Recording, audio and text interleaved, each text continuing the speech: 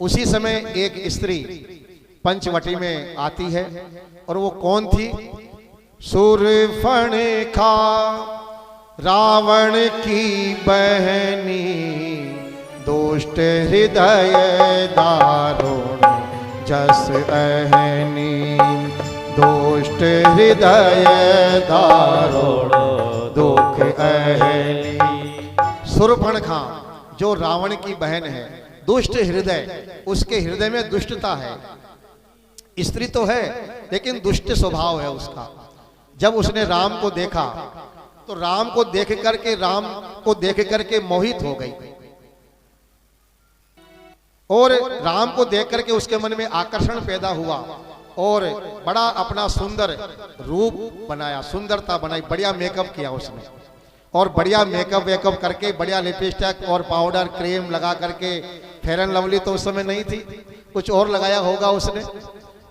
Fair and lovely बड़ी गजब की क्रीम है, फेयर एंड लवली लगाओगे तो गोरे हो जाओगे।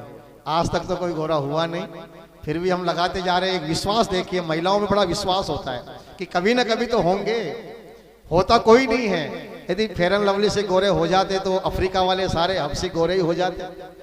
लेकिन आत्मविश्वास है महिलाओं का कि कभी ना कभी तो भगवान हमारी सुनेगा, कोई बात नहीं। शूर्पणखा ने बहुत सुंदर रूप बनाया और सुंदर रूप बना करके रुचिर रूप धरी प्रभु पही जाई, बोली वचन बहुत मुस्काई। सुंदर रूप बना करके राम के पास आई और राम के पास आकर कहने लगी, राम तुम सम पुरुष न मौसम नारी, ये संजोग विधि रचा विचारी। कि संसार में मैंने घूमा है, खूब मैंने देख लिया है, तुम्हारे समान सुंदर पुरुष इस संसार में नहीं है और मेरे समान कोई सुंदर स्त्री नहीं है। देखो, अपने आप को भी दुनिया की सबसे मिस यूनिवर्स मान के चल रही है वो, कि मैं मिस यूनिवर्स हूं, मैं ब्रह्मांड सुंदरी हूं, मेरे समान सुंदरी कोई नहीं और तुम्हारे समान कोई सुंदर पुरुष नहीं है। राम ने कहा फिर करना क्या है? बोले करना क्या, विवाह करो, मैं तुमसे विवाह करना चाहती हूं। राम ने कहा, अब देखो राम ने यहां मजाक किया है।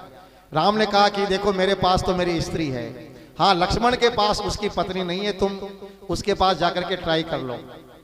शूर्पणखा लक्ष्मण के पास गई, लक्ष्मण से कहा कि लक्ष्मण मैं तुमसे विवाह करना चाहती हूँ, तुम मेरे साथ विवाह करो, हम दोनों आराम से इस पंचवटी, इस दंडकारण्य में आराम से हम भ्रमण करेंगे, तुम्हारा वनवास भी अच्छा बीतेगा, मेरा जीवन भी सफल हो जाएगा। लक्ष्मण ने कहा कि देवी अभी तो तुम भैया राम के पास खड़ी थी और राम के साथ के पास जाकर के तुमने निवेदन किया और अब तुम मेरे पास आ गई हो। सुंदरी सुनू में उनकर दासा, पराधीन नहीं तोर सुपासा। अरे जिसके पास जाकर के तुमने सबसे पहले विवाह का निमंत्रण दिया था राम के पास, मैं तो उनका दास हूं। तुम्हें यदि शादी करनी है तो मालिक से करे ना, नौकर से शादी क्यों कर रही है? जा राम के पास, वो तो राजा बनेंगे तो तू रानी बन करके रहे, मैं तो दास हूं, तू दासी बन करके रहना चाहती है क्या? शूर्पणखा नहीं को दासी तो नहीं, मुझे तो रानी बनना, रानी बनना तो वहां जा, यहाँ पोस्ट खाली नहीं है, यहाँ तो दासी की पोस्ट है बस, यहाँ कोई वैकेंसी नहीं है तेरे लिए, भगा दिया उसको। शूर्पणखा फिर राम के पास आई, बोले लक्ष्मण ने तो रिजेक्ट कर दिया, अब तो केवल तुम ही हो, तुमसे ही विवाह करूंगी। राम ने कहा देखो मेरे साथ मेरी पत्नी है। शूर्पणखा ने कहा तो फिर क्या हुआ, एक और कर लो। राम ने कहा कि नहीं, वेद में केवल लिखा है कि एक पुरुष के को एक स्त्री से ही विवाह करना चाहिए। शूर्पणखा ने कहा फिर आपके पिताजी ने तो 3 दिन किए थे, एक और कर लो तो क्या दोष है? राम ने कहा 3 दिन नहीं किए होते तो मैं जंगल में थोड़ी होता, जो गलती पिताजी ने की वो गलती मैं नहीं करूंगा, मैं पत्नी व्रत हूं, मैंने पत्नी व्रत नियम का पालन धारण कर रखा है, इसलिए मैं सीता के होते हुए अब मैं दूसरी स्त्री के बारे में सोच भी नहीं सकता। तो शूर्पणखा को गुस्सा आ गया, क्रोध आ गया। जब व्यक्ति की वासना पूरी नहीं होती है तो क्रोध आता है, और शूर्पणखा को क्रोध आया और क्रोध आकर के शूर्पणखा ने कहा फिर ऐसा करते हुए सीता को ही मार देती हूँ, नह रहेगा बांस न बजेगी बांसुरी, सीता समाप्त हो जाएगी, फिर तो शादी करोगे। और ये कह करके शूर्पणखा सीता की तरफ बढ़ी। तो जैसे ही शूर्पणखा सीता को मारने के लिए चली है, राम ने लक्ष्मण को इशारा किया। राम को जैसे ही लक्ष्मण ने इशारा किया, राम ने लक्ष्मण ने उसी समय तलवार लेकर के शूर्पणखा के नाक और कान काट दिए। और नाक और कान काटने के बाद में मानो उसने रावण को चुनौती दे दी है।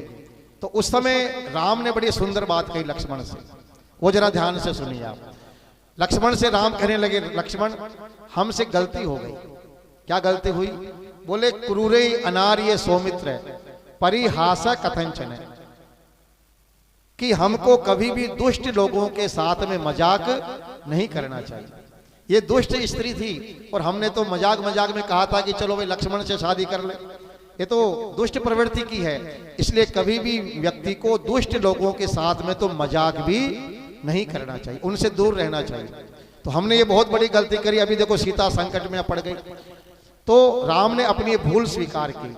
शूर्पणखा वहां से जाती है, खरदूषण के पास जाकर के निवेदन करती है। खरदूषण अपनी हजारों राक्षसों की सेना को लेकर के राम के ऊपर आक्रमण करता है। और राम ने उनके पास में एक अस्त्र था, उसका नाम था मोहन अस्त्र। मोहन अस्त्र एक ऐसा हथियार होता है जो शत्रु को मोहित कर देता, भ्रमित कर देता है। तो जब उस अस्त्र का प्रयोग राम ने किया तो 14,000 राक्षस एक तरफ थे, राम अकेले एक तरफ थे।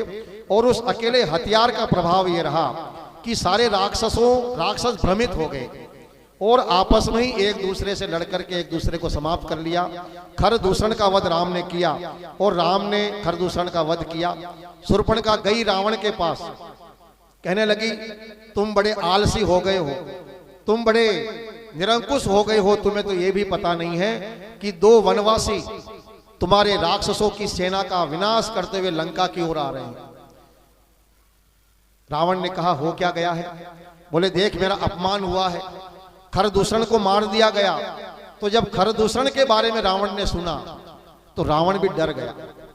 कहा कि खरदूषण तो मेरे ही समान बलवान है, इतने बलवान योद्धाओं को मारने वाला कोई सामान्य नहीं है। रावण ने कहा सीधा युद्ध करें। बोले युद्ध भूल कर मत करना, डायरेक्ट जाएगा, फाइटिंग होगी तो मारा जाएगा। चालाकी से काम लो। चालाकी से कैसे काम लें? शूर्पणखा ने कहा उनके पास में एक स्त्री है, राम की पत्नी सीता इतनी सुंदर है कि इतनी सुंदर स्त्री तुम्हारे इस पूरे महल में एक भी स्त्री नहीं है। और मैं चाहती हूं कि तुम उस सुंदर स्त्री सीता को अपने महल में लेकर के आओ, अपनी रानी बनाओ। तो राम अपने आप ही सीता के वियोग में तड़प तड़प करके अपने प्राण त्याग देगा, तुम्हें युद्ध ही नहीं करना पड़ेगा। रावण जाता है और जाकर के छल बल के साथ में सीता का हरण करता है। सजनों जब रावण सीता का हरण करके जा रहा था उस समय जटायु जो वहीं पर निवास करते थे उन्होंने रावण का सामना किया। जटायु वृद्ध हैं, ध्यान दीजिएगा, जटायु बूढ़े हैं, लेकिन फिर भी अन्याय को सहन नहीं कर सकते। एक बहुत बड़ी शिक्षा है जटायु की कि यदि हमारे सामने अन्याय हो रहा है, अपराध हो रहा है, तो हम आंख बंद न करें बल्कि उस अन्याय का विरोध जरूर करें।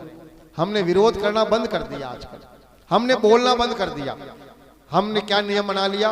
बोले हमें क्या मतलब, शराबी शराब पी करके गली मोहल्ले में गालियां निकालता हुआ जा रहा है, महिलाओं को बुरा भला कहता हुआ जा रहा है, और हम किवाड़ बंद करके खिड़कियां बंद कर लेते हैं। अरे हमें क्या लेना देना, हमें क्या मतलब।